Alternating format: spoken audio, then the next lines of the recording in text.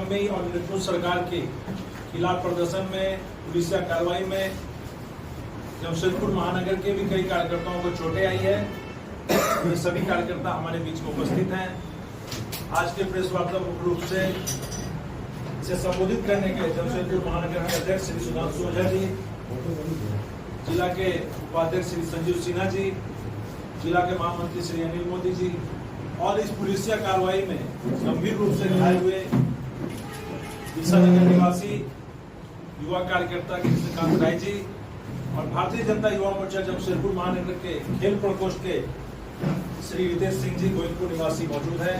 मैं ज्यादा विलंब न करते हुए आज की इस प्रेस वार्ता में आदरणीय श्री सुधांशु ओझा से आग्रह करता हूं कि आप सभी विषयों को विस्तार पूर्वक आप सभी के बीच रखा दें। कल उनकी पूरी तैयारी हो गई, हर चेक पोस्ट को उन्होंने जाम करके रख दिया था और जांच के नाम पर 2-2 घंटा 1-1 घंटा हर जगह से यहां से रांची पहुंचने में हाता हल्दी पुखर से लेके रांची तक पहुंचने में करीब 10 से 12 स्थान पर अवरोध खड़े किए गए। इसके बावजूद भारतीय जनता पार्टी के कार्यकर्ता एक बड़ी संख्या में संघर्ष करते हुए वहां पर पहुंचे, लेकिन बहुत ही दुख के साथ कहना पड़ता है जो सरकार संविधान रक्षा की बातें करती है वो अलोकतांत्रिक ढंग से काम कर रही थी। हेमंत सोरेन जी भारतीय जनता पार्टी के जो युवा कार्यकर्ता है उनके डर से आज रांची छोड़ चुके थे।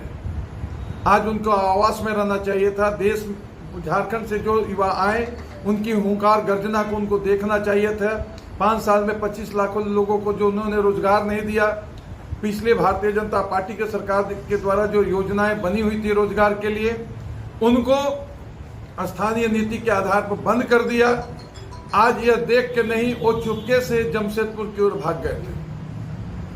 दिन के लगभग 2:30 बजे मोहराबादी मैदान में हमारे प्रदेश के अध्यक्ष एवं झारखंड के प्रथम मुख्यमंत्री श्री आदरणीय बाबूलाल मरांडी जी भाषण दे रहे थे। उसी समय मंच के ऊपर एक बड़ा बम का गोला गिरा जो टीयर गैस के बाद था।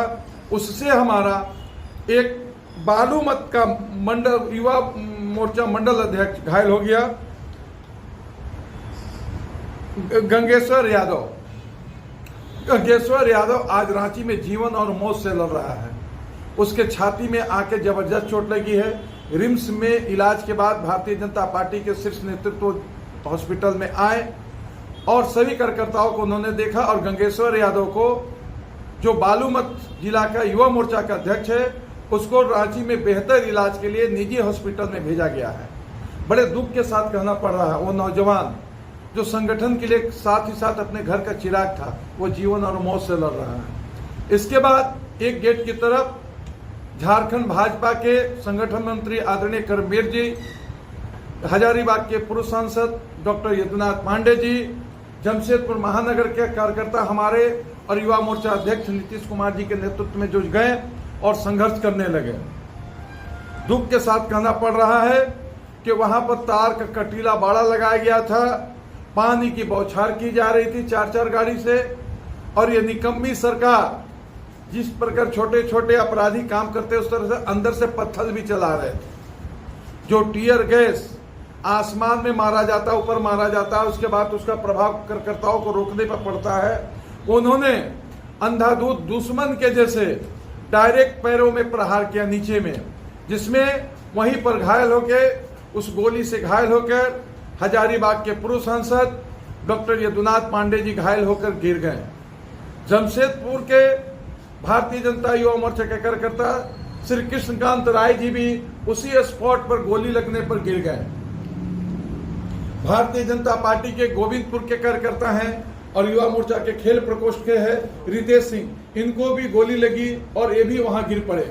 किसी प्रकार हम जमशेदपुर के कार्यकर्ताओं की टोली ने भागम भाग मच गई और हम सब गाड़ी की व्यवस्था करके रिम्स लेके गए हैं। रिम्स में बेहतर इलाज तो संभव नहीं था, लेकिन प्राथमिक इलाज करा के हम लोग आए हैं और आगे भी अपने कार्यकर्ताओं का इलाज करेंगे। यदुनाथ पांडे जी कल भर उस हॉस्पिटल में रहेंगे। इसके अलावा हमारे जमशेदपुर के 15-20 कार्यकर्ता भी घायल हुए हैं, जो कि प्राथमिक उपचार के बाद घर चले गए। अमेरिका का एक रिपोर्ट कहता है कि 3% से ज्यादा लोग टीयर गैस के बाद जो रबड़ की गोली चलाई जाती है आसमान में चला के फेंका जाएगा तभी भी 3% लोग मरते हैं। और ये सामने से हत्या के नियत से हम लोग ऐसा महसूस किए कि भारतीय जनता पार्टी के युवा कार्यकर्ताओं को हत्या के नियत से डायरेक्ट गोली चलाया गया। और यह सौभाग्य है कि गोली से अभी तक कोई कार्यकर्ता मरा नहीं है, एक कार्यकर्ता मौत से जूझ रहा है। हम मांग करते हैं इस लोकतांत्रिक संविधान प्रदत्त अपनी शक्तियों का उपयोग करते हुए कि गूंगी बारी सरकार जो हमारे भारतीय जनता पार्टी को के कार्यकर्ताओं को हत्या के नियत से गोली चलवाई है, उसे यहाँ के राज्यपाल बर्खास्त करे और इन पर कानूनी कार्रवाई करे। जो भी पदाधिकारी इस प्रकार के कार्य में असंवैधानिक रूप से सरकार की चमचागिरी करने के लिए लगे हुए थे, उनको भी रोक लगाई जाए। साथ ही साथ जमशेदपुर के पुलिस प्रशासन और डीटीओ के ऊपर भी जांच कराई जाए, जिन्होंने अवैध रूप से भारतीय जनता पार्टी के जुलूस को रोकने का काम किया है। डीटीओ साहब भी सुबह से कैंप लगा के डोबो पुल पर बैठ गए थे। उनसे हम लोगों ने कहा, हमको रोक दिए थे। हमने जब यह कहा यदि जमशेदपुर के कार्यकर्ता रांची की ओर प्रस्थान नहीं कर सकेंगे तो हमको मजबूरी होगी भारतीय जनता पार्टी के प्रदेश के कार्यक्रम में नहीं जाने पर हम लोग सीधे एयरपोर्ट जाएंगे और जमशेदपुर की धरती पर मुख्यमंत्री जी को उतरने नहीं देंगे। मजबूर होकर जब उनको प्रशासन को पूरा पता चला कि भारतीय जनता पार्टी के कार्यकर्ता इतने सक्षम है कि मुख्यमंत्री को जमशेदपुर की धरती पर नहीं उतरने देंगे, तब उन्होंने मजबूर होकर भारतीय जनता पार्टी की रैली को जाने दिया। लेकिन हर बस को आधे आधे घंटा इस तरह 10 से 12 स्थान पर एनएच में जहां कोई आवश्यकता नहीं है एनएच को जाम करवा दिया गया, ट्रकों के द्वारा जाम करा दिया गया ताकि कार्यकर्ता बहुत विलंब से पहुंचे।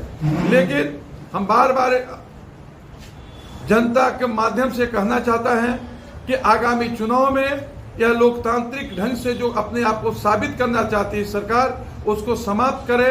यहाँ की गुंडागर्दी समाप्त करे कि यहाँ व्यभिचारी सरकार को समाप्त करे, उनकी जो अलोकतांत्रिक मानसिकता है उसको समाप्त करे और आने वाले समय में एक योग्य भारतीय जनता पार्टी के नेतृत्व में बनने वाली मजबूत सरकार को दे, ताकि यहाँ के लोगों का विकास होकर सके, यहाँ के बेरोजगारों को नौकरी मिल सके, यहाँ के किसानों का अन्न उत्पादन करने की शक्ति और सामर्थ्य बन सके।